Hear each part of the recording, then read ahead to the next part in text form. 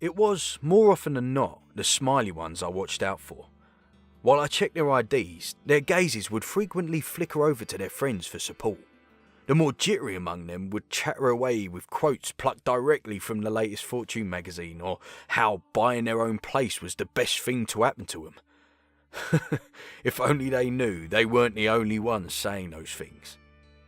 Inevitably, after about 15 seconds of my careful, silent scrutiny of their spotless plastic cards, the first tracks of sweat would begin to appear on their foreheads.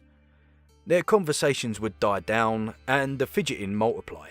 The desperate ones would say, with frequent glances over my shoulder at the doorway, through which pulsing lights and throbbing music emerged, could we hurry up? Our friends are waiting for us on the other side. I'm sorry, but you're underage. This ID isn't valid, I said. Sometimes I wished I could just tell them the truth, that I could identify crap all about them from the card. The printed numbers meant little against the large, glimmering digits floating above their heads. It had taken me several and the help of a mirror to figure them out, but they made me damn good at my job. This can't be right, the young man said, jaws tightening even as a visible nervous shudder coursed through his body. I'm guessing 17? I almost laughed at his shocked expression. Jerking my thumb to his older male companion, I said, "Your brother will just have to take you elsewhere." "Come on, let's go," the other man said, pulling him out and shooting me one last dirty look. Such was the life of a street-level New York bouncer. As I was writing down the ID's details on a register, I heard the clicking of heels approach. Next moment, a slim, small hand slid an ID card onto my podium. I looked up and did a double take, literally jumping back a step. She was pretty, more girl next door than supermodel, with loose auburn hair hanging to her shoulders, framing a lean face. About 5 foot tall, she wore a tight-fitting black dress that terminated at mid-thigh, though her figure wasn't anything more spectacular than I'd been seeing for the past hour or so. So, your typical college girl lookalike. But for the number above her head. 3009. What the hell? There might be an issue with your age, I blurted before I could stop myself. Excuse me? She said in a faintly European accent. Other than her mouth, the rest of her hadn't moved at all. Even the fingers clutching the purse in front of her were like cold marble. I could feel goosebumps popping up on my arms as I reached for ID.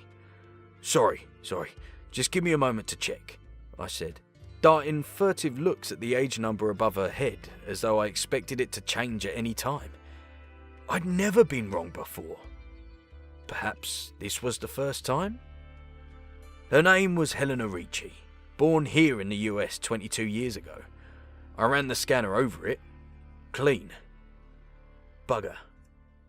I'll need just a moment to register you into our system, I said. Take your time. I've got plenty, she said.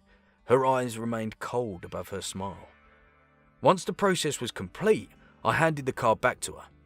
Have a pleasant evening. She took the card and stalked off into the club. I felt tempted to go after her. So many questions were in my head. But that would mean revealing my gift. And one didn't go around spouting such nonsense so easily. So my dad had warned me. So I threw my attention back to the impatient and growing line of patrons waiting for me. The hours flew by. I kept an eye out for Helena among the clubbers trickling out. Once I thought I saw her in the midst of a small group of men who went and lounged by a Levant parked not far away. They smoked for a while before returning to the club. At about 4 a.m, when activity was visibly slowing down, she left the club, flashing me a grin on the way. That, more than anything, helped make up my mind. "Helena," I called, jogging from my post to catch up to her. "I've got something I want to ask you." She paused in her step, but maintained her distance out of my arm's reach. "Yes?" I tore my eyes away from her numbers and met her searching gaze. "How old are you?" She snorted. "Really? We're still not over this?" "I can see people's ages above their heads," I said in a rush. I've always been able to, since I was a kid, and I see that you're...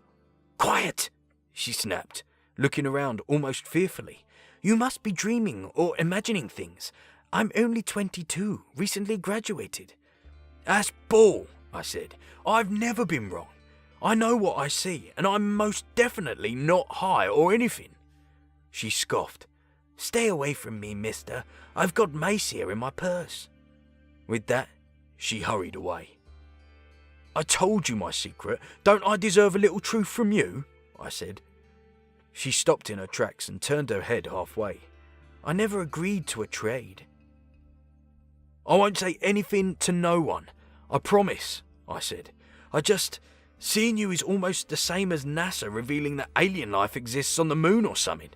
Can't you imagine what it's like for me? For a long time she remained quiet.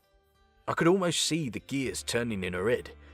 At last she said softly, Fine, come, I'll show you. Elated, I followed.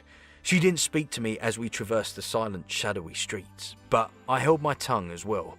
If I asked one question too many, she could turn me away. About 15 minutes later, I arrived at an unmarked red door in a back alley, sandwiched between two dumpsters. I frowned at our surroundings, suddenly realised that if she wanted to rob me, or worse, I wouldn't be discovered until the next week, probably. She knocked on the door, but instead of a rapping sound, musical notes floated from somewhere inside. Then it swung open to reveal a heavily bearded giant of a man. His fierce gaze took one look at Helena before his expression melted with warmth, and he wrapped his arms around her. Who is this? He said. With luck, someone smart enough to keep his life, she said. I tried not to gulp as the man held out a brick-like hand for me to shake. I'm Orlando, he said. I'm Jeff. Pleased to... Holy crap! You're over 1,000 years old, I said. He blinked in astonishment. How do you know? Oh, Eleanor, what have you brought us? He might be useful. Shall we go in? She said. Orlando led us into a long stone tunnel with an arched ceiling. It looked extremely cramped for the big man, but he hunched his shoulders in a manner that indicated familiarity. The two of them spoke in a language I didn't know. Somewhere in the distance there was a constant gush of water. Perhaps we were near one of the city's waterways. Moments later we reached another door, this one made entirely of solid carved wood. I had only begun to marvel at its surface when Orlando pushed it in and revealed the chamber within. I gaped, open-mouthed at the 12 Roman columns supporting a ceiling of painted frescoes, spaced around the cavernous place, lit by huge chandeliers and colourful wall-mounted lanterns. In the centre of the room was a fountain almost 10 feet tall, crystalline water spilling from the top into 3 descending circular pools and sparkling with light. People of various races and attire filled the room, mingling in small groups, eating from the buffet tables, drinking, admiring paintings hanging on a section of wall, or listening to an orchestral quartet on a small stage. And above all, I was stunned at the numbers everywhere. 2,082, 1,500, 1,006, 3,744. How? I stammered. What is this? Eleanor didn't answer, except to point at the fountain, and then it dawned on me. Before I could inquire further, she pulled me back out of the chamber into the tunnel. Would you be interested in a new job here at our club? She said. What job? Doorman, she sighed. You see, you can't have too many of us running around the world. Defeats the purpose of actively staying out of the history books, if you know what I mean. Anyone below 1,000 must not be allowed in. Sometimes it's really hard to tell, but you already know that with your current job. I'll have to think about it, I said. My head felt like it was about to split apart. Those people, some of their clothes look like they predated writing. Are there younger people trying to get in too. More than you know, she said in a grave tone.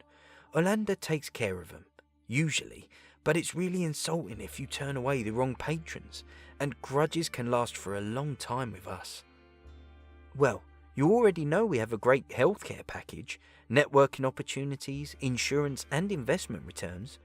I won't pressure you to give me any answer tonight, she said, going to stand in the doorway. Take your time. I'm in no hurry.